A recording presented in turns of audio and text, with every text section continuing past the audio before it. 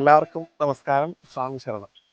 ഇന്ന് നമ്മുടെ ശബരിമല തീർത്ഥാടനവുമായി ബന്ധപ്പെട്ടുള്ള നാട്ടിലെ അമ്പലങ്ങളിലേക്കുള്ള സന്ദർശനത്തിൽ നമ്മൾ എത്തിയിട്ടുള്ളത് എനിക്ക് ഏറ്റവും ഇഷ്ടപ്പെട്ട ഒരു അമ്പലത്തിലാണ്. ഞാൻ എപ്പോഴും പറ്റുന്നെങ്കിൽ എല്ലാ ആഴ്ചയിലും എല്ലാ ഞായറാഴ്ചയും ഞാൻ വരുന്ന എൻ്റെ ഗുരുവായൂരപ്പനെ കാണാൻ ഞാൻ എപ്പോഴും ഗുരുവായൂർ പോകാൻ പറ്റില്ലല്ലോ എപ്പോഴും നമുക്ക്. അപ്പോൾ ഓടി വരുന്ന ഒരു സ്ഥലമാണ് എൻ്റെ പുറകിൽ നിങ്ങൾ കാണുന്നത് ഗോവിന്ദപുരം ശ്രീ പാർത്ഥസാരഥി ക്ഷേത്രം. ഇവിടെ ഗുരുവായൂരപ്പന്റെ പ്രതിഷ്ഠയാണ്. പാർത്ഥസാരഥി ഭാവത്തിലുള്ള ഭഗവാന്റെ പ്രതിഷ്ഠയാണ് ഇത്. മണ്ണാർക്കാട് ടൗണിൽ നിന്ന് വലിയ ദൂരമില്ല, ഏകദേശം ഒരു 1.5 കിലോമീറ്റർ 2 കിലോമീറ്റർ മാത്രമാണ് ഈ ക്ഷേത്രത്തിലേക്കുള്ളൂ. ഗുരുവായൂർ പാതി ഗോവിന്ദപുരത്ത് നിന്ന് പ്രശസ്തമായിട്ടുള്ള ഒരു ചൊല്ല് തന്നെയുണ്ട്. ഇവിടെ നമുക്ക് 2 തവണ വന്നു കഴിഞ്ഞാൽ ഒരു തവണ ഗുരുവായൂർ പോയ ഫലം കിട്ടുന്നതാണ് പറയും. ഇവിടെ ഗുരുവായൂരത്തെ അതേ സമ്പ്രദായത്തിലുള്ള പൂജകളും കാര്യങ്ങളൊക്കെയാണ് നടക്കുന്നത്. വളരെ ഭംഗിയുള്ളൊരു ക്ഷേത്രമാണ്, വളരെയധികം നാട്ടുപുറമാണ് പ്രദേശം. ഇപ്പോഴും ഞാനിതിലും കുറെ വീഡിയോസ് ഒക്കെ ഓൾറെഡി ചെയ്തിട്ടുണ്ട്. അപ്പോൾ ഇന്ന് നമ്മൾ പരിചയപ്പെടുന്നത് ഗോവിന്ദപുരം പാർത്ഥസാരഥി ക്ഷേത്രത്തിലെ കാഴ്ചകളാണ്.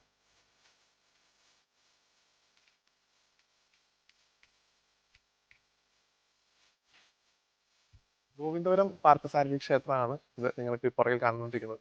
ഞങ്ങൾ തൊഴുത് കഴിഞ്ഞ് പുറത്തിറങ്ങി. ഇവിടുത്തെ ഗുരുവായൂരപ്പന്റെ വിഗ്രഹം പാർത്ഥസാരഥിയുടെ രൂപത്തിലുള്ള വിഗ്രഹമാണ്. അതായത് 2 കൈകളിൽ ഒന്നിൽ ചമ്മട്ടിയും ഒരു കയ്യിൽ പാഞ്ചജന്യവും പിടിച്ചു നിൽക്കുന്ന ഭഗവാന്റെ രൂപമാണ് ഇതിൽ നിങ്ങൾക്ക് കാണാൻ സാധിക്കുക. ഇവിടുത്തെ പ്രധാനപ്പെട്ട ഒരു പ്രത്യേകത എന്താണെന്ന് വെച്ച് കഴിഞ്ഞാൽ നമുക്ക് ശ്രീകോവിലിനകത്ത് തന്നെ മഹാദേവന്റെ പ്രതിഷ്ഠയും കൂടി ഉണ്ട്. അതായത് ഗുരുവായൂരപ്പന്റെ തൊട്ടടുത്ത് തന്നെ ശിവന്റെ ഒരു പ്രതിഷ്ഠ കൂടി കാണാൻ പറ്റും. ഒരേ ശ്രീകോവിലില് ഭഗവാൻ കൃഷ്ണനും മഹാദേവനും ഒരുമിച്ച് വാണരുളുന്ന ഒരു പുണ്യ സങ്കേതമാണ് ഗോവിന്ദപുരം പാർത്ഥസാരഥി ക്ഷേത്രം. ഇവിടെ ഉപദേവന്മാരായിട്ട് ഭഗവതി ഉണ്ട്, ഹനുമാൻ സ്വാമി ഉണ്ട്, അയ്യപ്പനും ഗണപതിയും കൂടെ ഒരു ശ്രീകോവിലായിട്ട് അങ്ങനെയും കാണാൻ പറ്റും. പുറത്തു വന്നു കഴിഞ്ഞാൽ നാഗദേവങ്ങളും ബ്രഹ്മരക്ഷസിന്റെ ഒക്കെ പ്രതിഷ്ഠയുണ്ട്. അപ്പം വളരെയധികം തേജസ് ഉള്ള ഒരു ഗുരുവായൂരപ്പന്റെ വിഗ്രഹമാണ് ഇവിടെ ഉള്ളത്. അപ്പോൾ നിങ്ങൾക്കൊക്കെ ഇവിടെ വരാൻ സാധിക്കുമെങ്കിൽ വരിക. അല്ലാത്ത ആൾക്കാരൊക്കെ ഈ വീഡിയോ കാണുന്നുണ്ടെങ്കിൽ നിങ്ങൾ ഒരു തവണ ഓം നമോ നാരായണായെന്നോ ഓം നമോ ഭഗവതി വാസുദേവായെന്നോ ഏതെങ്കിലും ഒരു ഗുരുവായൂരപ്പന്റെ മന്ത്രം ഈ വീഡിയോന്റെ താഴെ ഒന്ന് കമന്റ് ആയിട്ട് രേഖപ്പെടുത്തുക. നമുക്കൊരു ഗുരുവായൂരപ്പനോടുള്ള അർച്ചന എന്ന രീതിയിൽ. അപ്പോൾ ഇതൊക്കെയാണ് ഗുരുവായൂരത്തെ ഇവിടുത്തെ ഗോവിന്ദപുരത്തെ പ്രധാനപ്പെട്ട കാഴ്ചകൾ. ഇവിടുത്തെ ഉത്സവ വിശേഷങ്ങൾ ഞാൻ വഴിയെ പറയാം.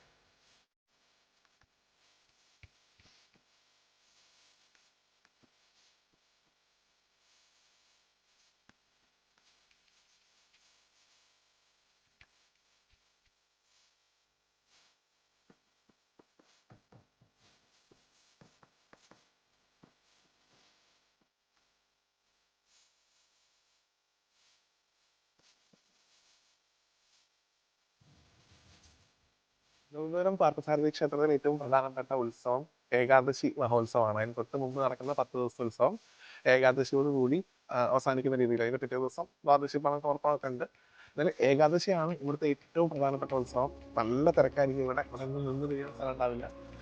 ശിവേലി മേളവും പഞ്ചവാദ്യം ഒക്കെ ആയിട്ട് കുറേ പരിപാടികളൊക്കെ ആയിട്ട് വളരെ രസമാണ് ഏകാദശിക്ക് ഇവിടെ. ഞാൻ എല്ലാ സമയത്തും ഗുരുവായൂർ ഏകാദശി നമുക്ക് പോകാൻ പറ്റുമല്ലോ. അപ്പം ഏകാദശി ഞാൻ എപ്പോഴും ഇവിടെയാണ് ഉണ്ടാവാറുള്ളത്. വാകച്ചാർത്തൊക്കെ ഉണ്ടാവും രാവിലെ ഭഗവാൻ. അതേപോലെ തന്നെ ഇങ്ങനെ നിരവധിയായിട്ട് ഗുരുവായൂരത്തെ അതേ കുറേ കാര്യങ്ങൾ ഇവിടെ നമുക്ക് കാണാൻ സാധിക്കും. ഒപ്പം ശ്രീകൃഷ്ണജയന്തി അഷ്ടമിരോഹിണി ഇവിടുത്തെ വളരെ പ്രധാനപ്പെട്ട ഒരു ആഘോഷമാണ്. എപ്പോഴും ഘോഷയാത്രയും കാര്യങ്ങളും നല്ല രസമാണ്. ഇവിടെ ഒരിക്കലെങ്കിലും എപ്പോഴെങ്കിലും മണ്ണാർക്കാട് വഴി നിങ്ങൾ പോകുന്നുണ്ടെങ്കിൽ തീർച്ചയായിട്ടും ഒരിക്കലെങ്കിലും ഗോവിന്ദപുരം വരണം എന്നാണ് എൻ്റെ അഭ്യർത്ഥന. അപ്പോൾ ഇതൊക്കെയാണ് ഗോവിന്ദപുരം പാർത്ഥസാരഥി ക്ഷേത്രത്തിലെ കാഴ്ചകൾ. നാളെ വേറൊരു ക്ഷേത്രമായിട്ട് നമുക്ക് വീണ്ടും കാണാം. ഇന്ന് ഗുരുവായൂരപ്പനെ കണ്ട് തൊഴുത് നമ്മൾ തിരിച്ചു പോവാം. എല്ലാവർക്കും ഒരിക്കൽ കൂടി ഈ ഒരു വീഡിയോ പ്രധാനം കണ്ട് നിങ്ങൾ ആരെങ്കിലും സബ്സ്ക്രൈബ് ചെയ്തിട്ടുണ്ടെങ്കിൽ തുടർന്ന് സബ്സ്ക്രൈബ് ചെയ്യുക. നിങ്ങളുടെ ഫാമിലി ഫ്രണ്ട്സിനൊക്കെ ഷെയർ ചെയ്ത് കൊടുക്കുക. അവരോടും സബ്സ്ക്രൈബ് ചെയ്യാൻ പറയുക. അപ്പോൾ എത്രയും പെട്ടെന്ന് 100K സബ്സ്ക്രൈബേഴ്സ് ആക്കണം എന്നുള്ളതാണ് നമ്മൾ ആഗ്രഹം. അപ്പോൾ അതുകൊണ്ട് പരമാവധി ഷെയർ ചെയ്യുക. അപ്പോൾ നാളെ പുതിയൊരു വീഡിയോ ആയിട്ട് കാണാം. സാംശം.